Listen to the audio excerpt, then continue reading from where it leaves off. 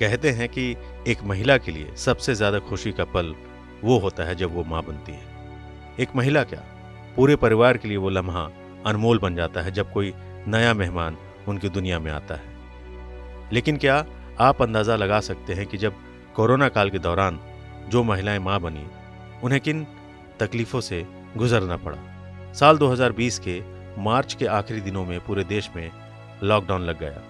सड़कें सुनसान हो गईं, कर्फ्यू सा माहौल बन गया।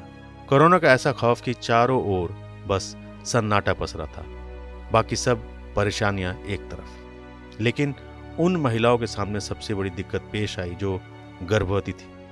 कैसे अस्पताल जाएं, कैसे चेकअप करवाएं, कैसे एम्बुलेंस बुलवाएं।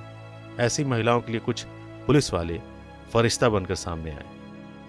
आज कुछ ऐसी ही कहानी ऐसी किलकारियों की जो पुलिस के पीसीआर वैन में गूंजी। नमस्कार, आप सुन रहे हैं TV9 पॉडकास्ट और मैं हूं आपके साथ आसिफ खान। लॉकडाउन के दौरान दिल्ली के रोहिणी में रहने वाली किरण गर्भवती थी। 16 मई की रात अचानक उन्हें लेबर पेन होना शुरू हुआ।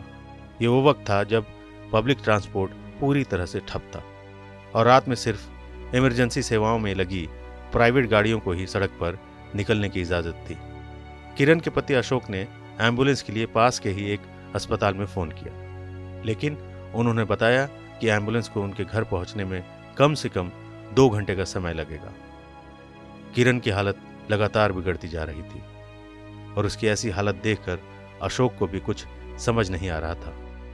अशोक ने घर के पास रहने वाली एक आशा कार्यकर्ता को फ़ोन किया, जिसने इसकी जानकारी नज़दीकी पुलिस स्टेशन में दी और महज 10 मिनट के अंदर एक पीसीआर वैन उनके घर पहुंच गई। इस पीसीआर वैन के प्रभारी एएसआई उम्मेद सिंह और उनके साथी ने किरण को वैन में बिठाया।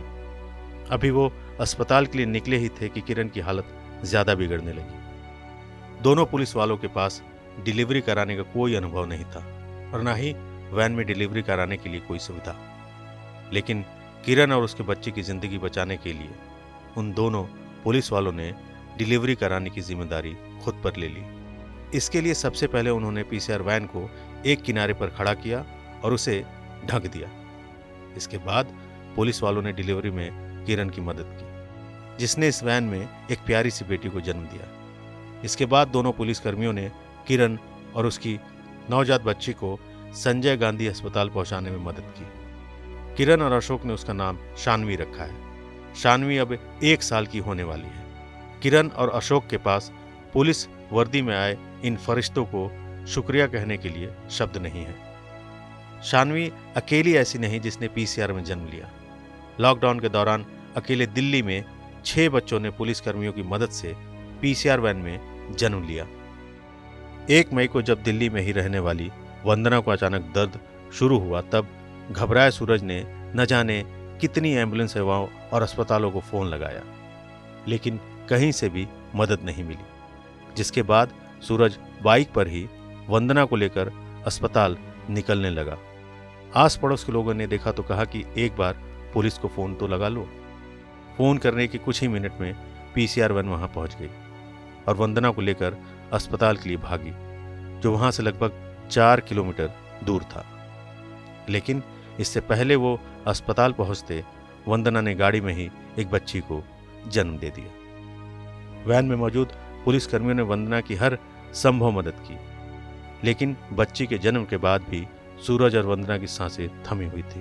दरअसल वंदना जुड़वा बच्चों को जन्म देने वाली थी, लेकिन एक ही बच्ची को देखकर वो दोनों बहुत घबरा गए थे। बच्ची का जन्म होते ही पुलिस वालों ने उन्हें अस्पताल पहुंचाया, जहां डॉक्टरों ने बताया कि उनका दूसरा बच्चा नहीं बच पाया। सूरज और वंदना ने जो खोया उसे तो कोई नहीं लौटा सकता, लेकिन वो शुक्रगुजार है उन पुलिसकर्मियों के जिनके वक्त से पहुंचने से उनका एक बच्चा बच गया। सूरज और वंदना ने उसका नाम हिमांशी रखा है। आंकड़े बताते हैं कि पिछले साल लॉकडाउन के दौरान इमरजेंसी की स्थिति में एम्बुलेंस नहीं मिलने पर पीसीआर पुलिस की यूनिट की तरफ से अलग अलग इलाकों से 997 गर्भवती महिलाओं को अस्पताल पहुंचाया गया। लॉकडाउन लगने का 1 साल पूरा हो चुका है। लॉकडाउन के दौरान कई लोग शिकायतें कर रहे थे। कोई घर में बैठे बैठे बोर हो गया था, किसी के लिए टाइम पास करना मुश्किल हो गया था। लेकिन ऐसे वक्त में भी कुछ लोग थे जो बिना थके, बिना रुके और बिना खतरे की परवाह किए लोगों की मदद कर रहे थे। टीवी 9 ऐसे तमाम पुलिसकर्मियों को, कोरोना वॉरियर्स को सलाम करता है। याद रखिए, कोरोना अभी भी हमारे बीच है और ज़रूरत है बहुत सावधान रहने की। आपको कैसा लगा हमारे पॉडकास्ट, कमेंट सेक्शन में ज़रूर बताएं। अपना ख्याल रखिएगा, फिर हाजिर होंगे एक नए पॉडकास्ट के साथ। तब तक के लिए नमस्कार।